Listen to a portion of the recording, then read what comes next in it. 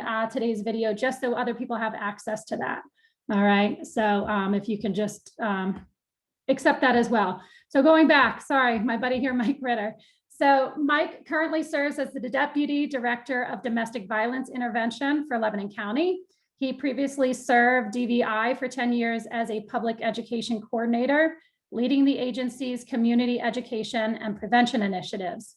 Most notably, Mike chairs Connected Together, a collaborative task force under the Community Health Council dedicated to preventing trauma and community violence by building healthy relationships and families.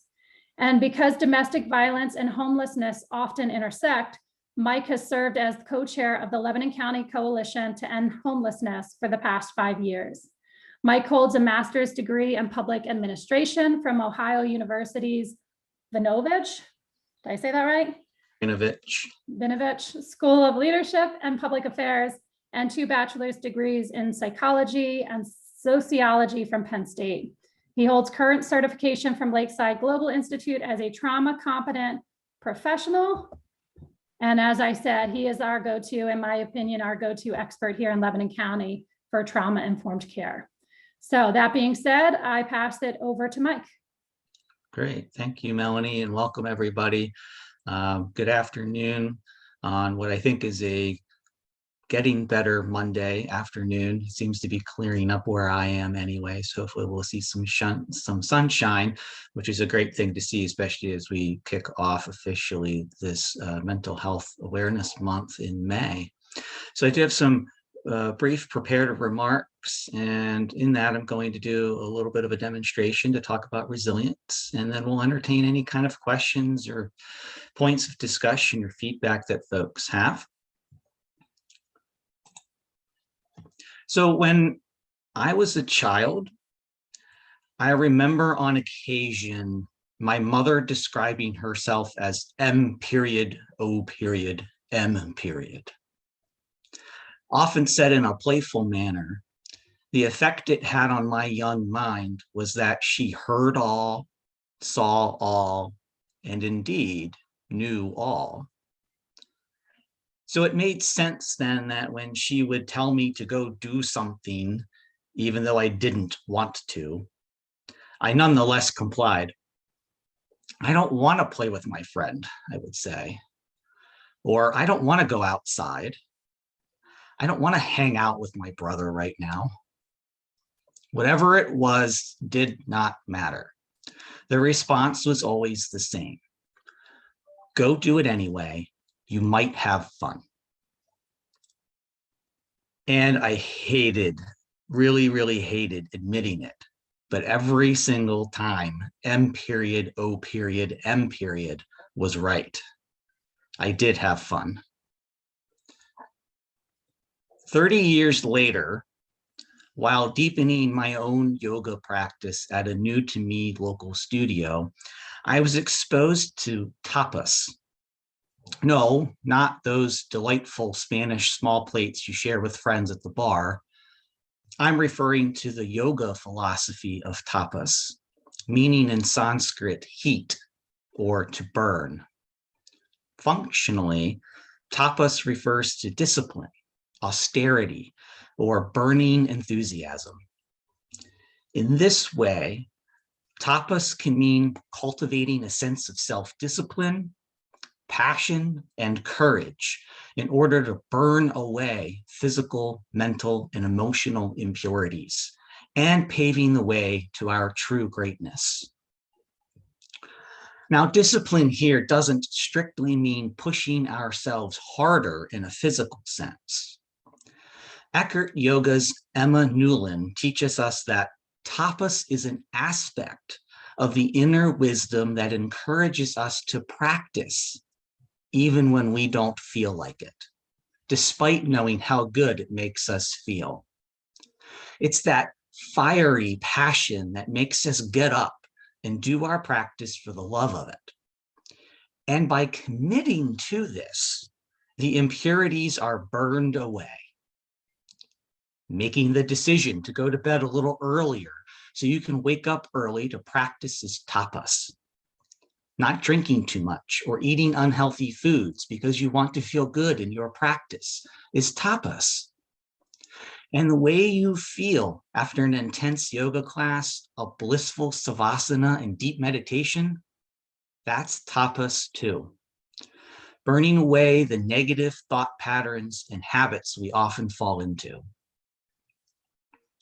The element of fire, which tapas links to intimately, is also the element of transformation. And we can see this for ourselves as we take on those challenges with which we are faced. Transformation generally happens when we allow change to happen. Stepping outside of our comfort zone is when we begin to grow and learn about ourselves. If things are too easy all the time, we don't tend to learn the life lessons we need to make ourselves stronger and more well-rounded people. Tapas is the fervor of striving to be the best you can, which may mean shifting what you do and how you do it. We make this shift by really looking at and into ourselves and homing in on what is serving us. So as I engaged in this tapas practice throughout the pandemic with my live streamed yoga teacher, I came to realize that all those years ago, my mother was essentially building tapas in me. Sure, on the surface, she was saying, go do it anyway, you might have fun.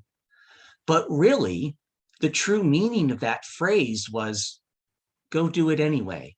It'll build character. Go do it anyway. It'll make you disciplined. Go do it anyway.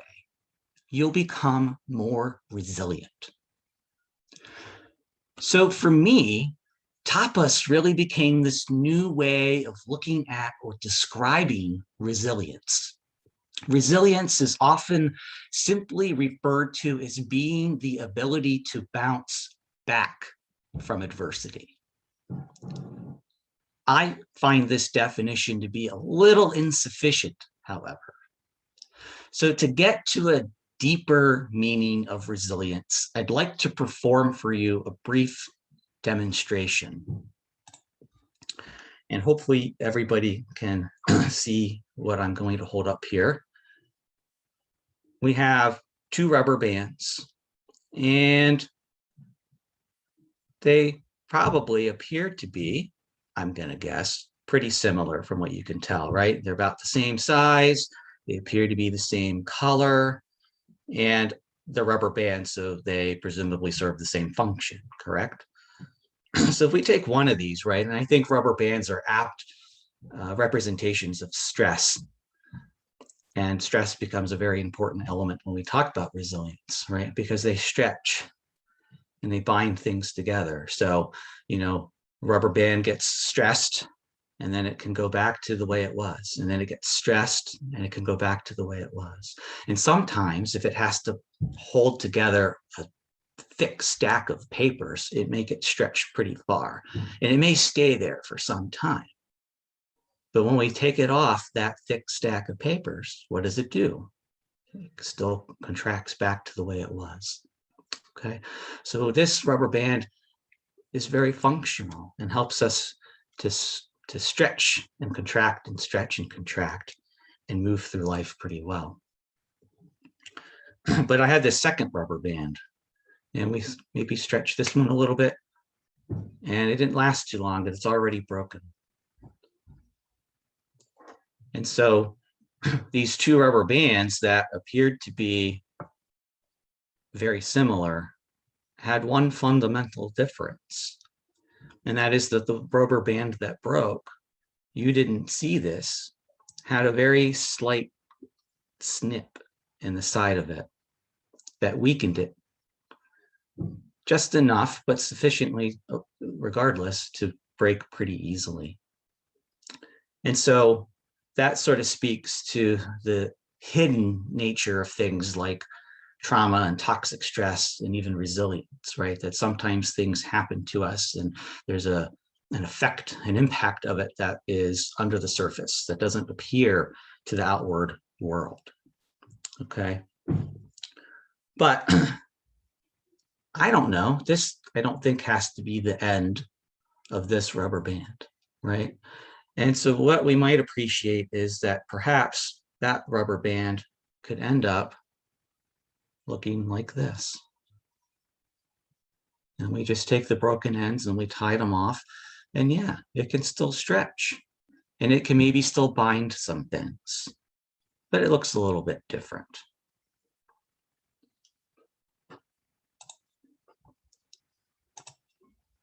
So what this little rubber band demonstration illustrates is that resilience also has this element of transformation. Shame and empathy researcher Brené Brown describes resilience not as the ability to bounce back from adversity, but rather as the ability to bounce forward. You see, living through adverse experiences, such as we have all been doing over this past year, may change us in irrevocable ways. We may no longer be who we once were. And while we may need to legitimately grieve that person we are no longer, to grieve a way of life that was comfortable, but maybe did not truly serve us, we must also step into and take ownership of our new growth. So as we step into Mental Health Month and toward, hopefully, a post-COVID world, I want to issue you 2 calls to action. First, whenever you hear yourself or someone else say something like, "I just can't wait to get back to normal," I want you to gently challenge that thought, even just within yourself. Remember, resilience is about transformation, about bouncing forward. So consider how we have already bounced forward, or perhaps more importantly, how we may still yet need to bounce forward as individuals, as communities, and as a whole society. Second, engage in Tapas yourself.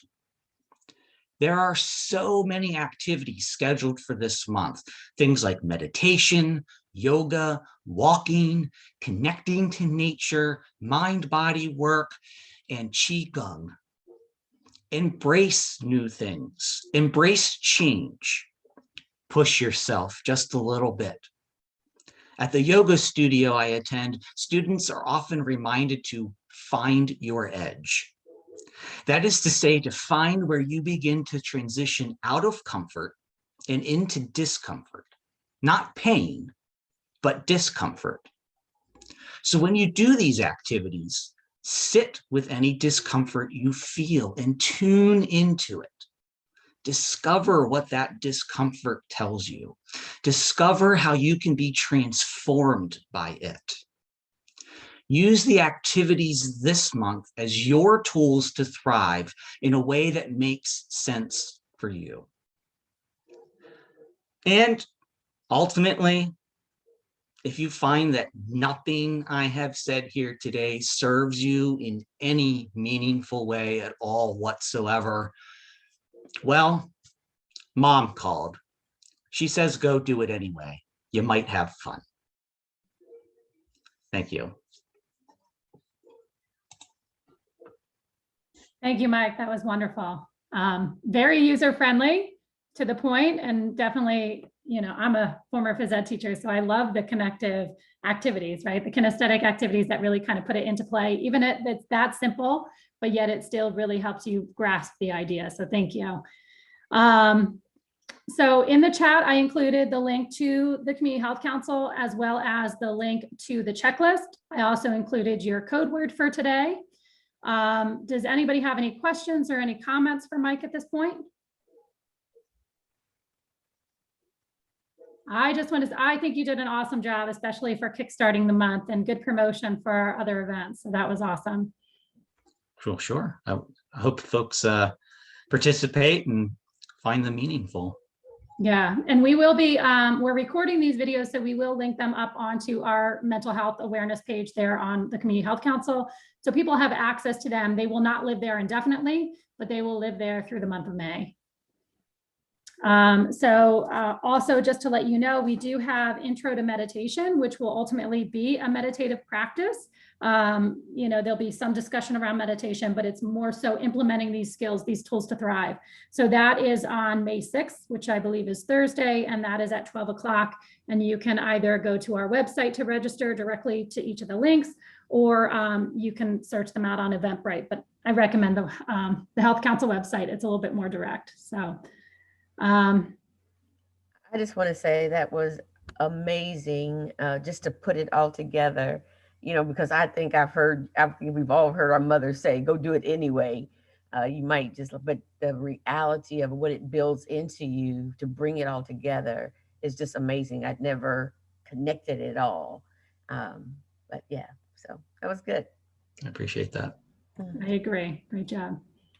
All right. Well, we gave you back another 10 minutes if you were on lunch break. So enjoy your day, and hopefully we'll see you again at some point throughout the month of May. All right. Thank you. Thanks, Mike.